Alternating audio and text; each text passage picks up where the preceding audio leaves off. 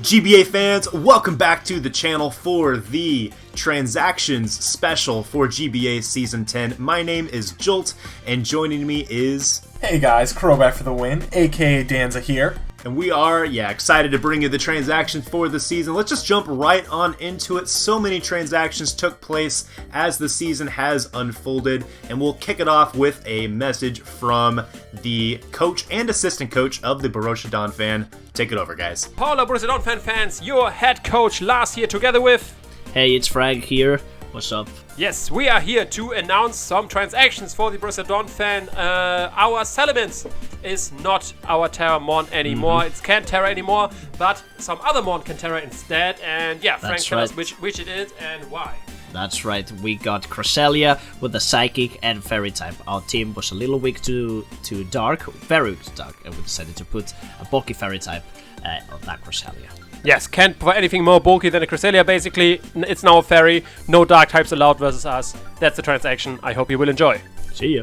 Definitely some potent transactions from the Donphans. That Terra Cresselia definitely could be cause some issues as the season unfolds, and you all probably already seen some of that happen throughout the most recent weeks. But who's next? Next up, we've got the New York Empoleon, and we have a clip from Addison, the assistant coach for the New York Empoleon, discussing the transactions made. They really flipped the table here, so give a listen. How's it going, GBA fans? My name is Addison, and I am the assistant coach for the New York Empoleon. Goldoa and I decided to make two major transactions for this season. Our first being changing Lilligant for Leafeon and changing Leafeon's second Terra typing from Fire to Water. We wanted to have a lot better of a bulky grass, so one that just has higher defense and a bit more speed. And in particular, we wanted a grass type that had a little bit more versatility. While Lilligant can utilize the Terra typing a lot better with Quiver Dance, we like the fact that Leafeon can run Wish, it can run, more bulky healing sets, and by giving it Terra Water, it gives us another option to be a bulky water since our water type is Greninja. As for changing Decidueye for Hariyama, we realized that we weren't bringing Decidueye any week because we already have hazard removal in the form of Fortress, so we just thought that Hariyama was a better, more consistent fighting type that's more likely to come to more matchups. And it's really nice because it has knockoff, which no other member on our team has. I'm pretty excited to see what Leafeon can do in the rest of the season.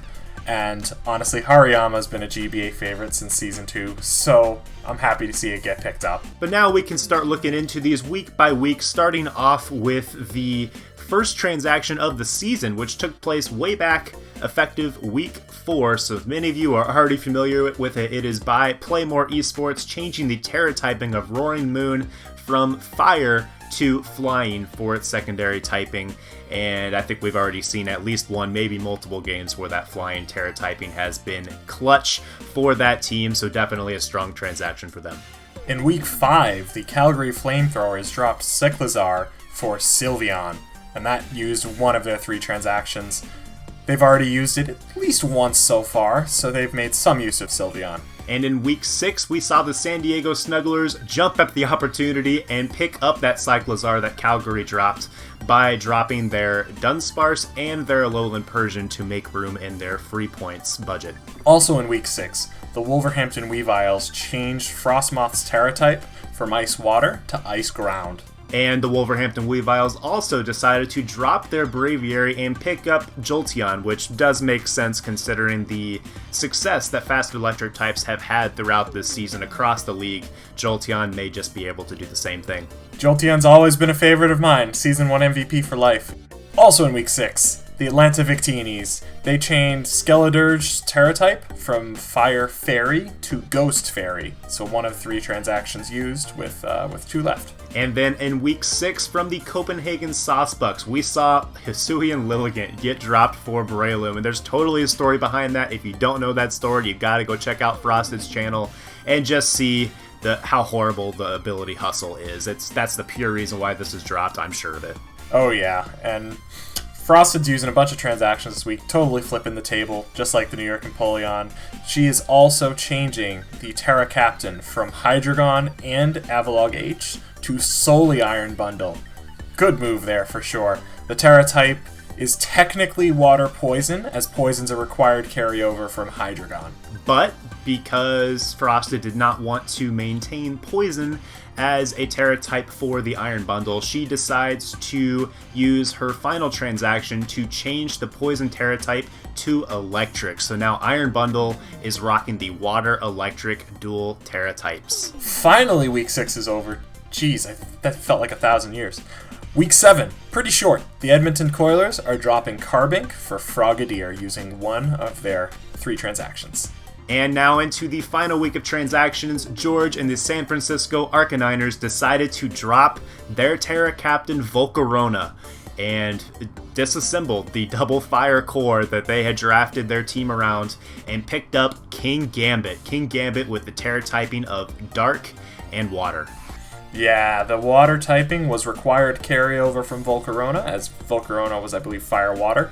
So the San Francisco Arcaniners, in a second transaction, are changing King Gambit's Terra typing to Dark Fairy. And that's just terrifying. Oh, that's a really strong Pokemon, and in my opinion, that's a change that needed to happen for that team.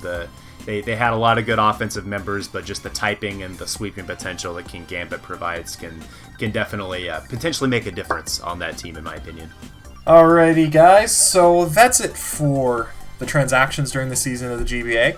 The trade, transaction, and free agency deadline has officially hit, so there will be no more team changes through the rest of the season. What do you think about the transactions made during the season? Tell us what you think in the comments below. We'd love to hear it. Anyways, guys, have a fantastic day. I'm Danzo. And I'm Jolt. Have a good one.